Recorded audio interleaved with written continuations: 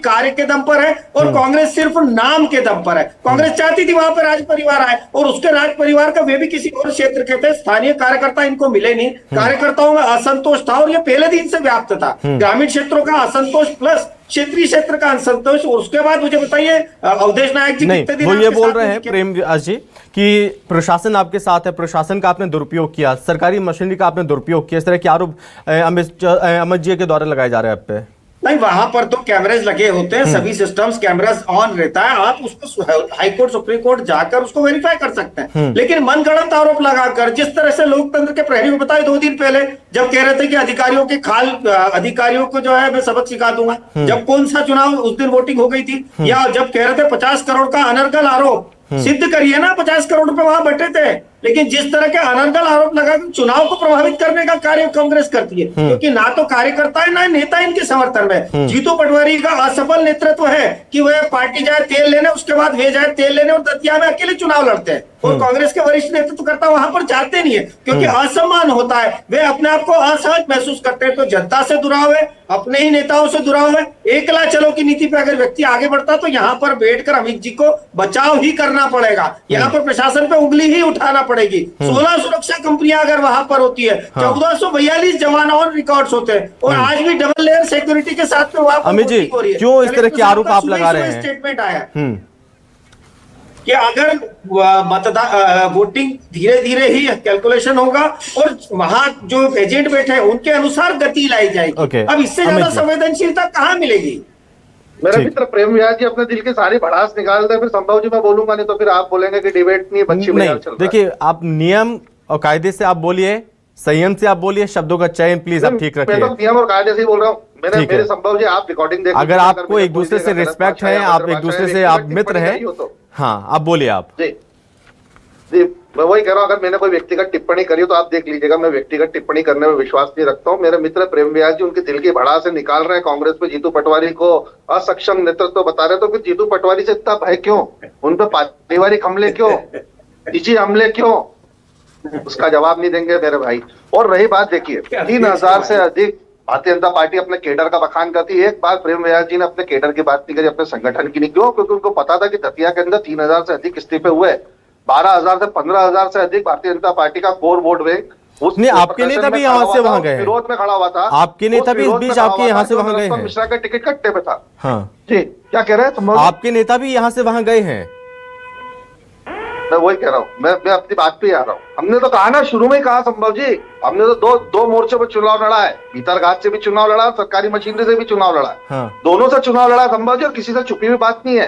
राकेश शुक्ला जी वहाँ पे जो मंत्री है भारतीय जनता पार्टी के, वो राजनीतिक सभा लेते हैं, वहाँ भारतीय जनता पार्टी के गुंडे आके कहते हैं कि हम लटके बल पे वोट डलवाएंगे। ये वीडियो था पूरा सत्तूर वायरल हुआ। कुशवाहा समाज 2 दिन पहले क्या हुआ, नरेंद्र सिंह तोमर जी ने क्या बयान दिया और क्यों कुशवाहा समाज सड़क पे आया, क्यों विरोध हुआ? आप देखिए, जिन पोलिंगों पे से हमारे पोलिंग एजेंटों को उठाया गया, वहाँ सर्वाधिक ओबीसी, एससी, एसटी और उसकी पिछड़ों की वोटिंग थी। कुशवाहा समाज के 3 पोलिंग एजेंट उठा लिए गए और 5 बजे के बाद जब वोटिंग खत्म होती जब छोड़ा गया। 1 बजे तक क्यों? संभव जी पूछने वाला प्रश्न है। भारतीय जनता पार्टी एक वोटिंग पैटर्न रहा है कि सुबह सबसे पहले भारतीय जनता पार्टी अपना कोर वोट का जो है वोटिंग कराता है। 2 बजे तक चील कौवे उड़ रहे थे पोलिंग बूथ पे, वोटर नहीं थे भारतीय जनता पार्टी के। 15, 16, 17% मतदान था। फर्जी मतदान के सहारे मतदान का प्रतिशत तेजी से बढ़ाया गया। 2 बजे के बाद लगातार हमारे प्रत्याशी फोन करती थी। और पैसे की बात कर रहे, कौन सा चुनाव प्रेमव्यास जी? चाहे कांग्रेस बीजेपी छोड़ दीजिए, इस देश के लोकतंत्र में, भारत के इतिहास में ऐसा कोई एक चुनाव बता दो जो बिना दारू, बिना साड़ी, बिना पायजाब और बिना पैसों के हो जाता है और उसका सबसे ज्यादा फायदा सरकार को मिलता है। इससे आप इनकार नहीं कर सकते हो। तो बिना पैसे के चुनाव तो संभव ही नहीं है। और हमारे पास तो वीडियो रिकॉर्डिंग है कि राजेंद्र भारती जी के घर से 2 दिन तक लगातार पैसा बटा है। आपका जो कोर संगठन था उसने आपका साथ छोड़ दिया था। अब आप चुन चुन के उनको मारोगे तो देखिए चेहरे और मोहरे बदल गए।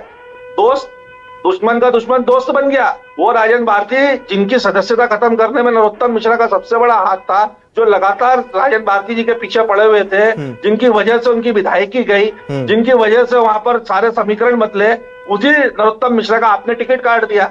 अब राजेंद्र भारती, वहां आशुतोष तिवारी आपका प्रत्याशी नहीं था, माफ करना आप, और दामोदर यादव, अभी वरिष्ठ पत्रकार महोदय दामोदर यादव जी की बात कर रहे थे। पूरा ग्वालियर चंबल संभाग जानता है कि दामोदर यादव श्री कैंडिडेट थे भारतीय जनता पार्टी के प्रायोजित उम्मीदवार को उतारा गया मोहन यादव जी द्वारा।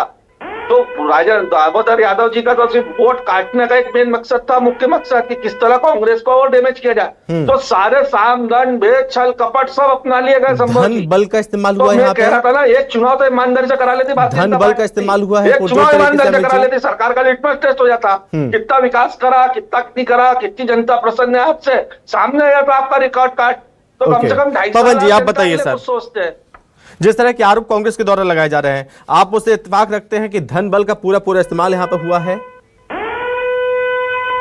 तीन बातें जो स्पष्ट करना होना चाहिए जी, चाहे वो राजन भारती हो, चाहे घनश्याम, सभी का माफ कीजिएगा पवन जी, मैं आपको यहाँ पर रोकूंगा। इस बीच ये बड़ी खबर सामने आ रही है। इस वक्त आशुतोष तिवारी 139 वोटों से आगे चल रहे हैं। दतिया का दंगल, सियासी दंगल इस वक्त जारी है, मतगणना हो रही है और तीसरे राउंड की गिनती के बाद बीजेपी आगे चल रही है। बीजेपी बढ़त बनाए हुए है।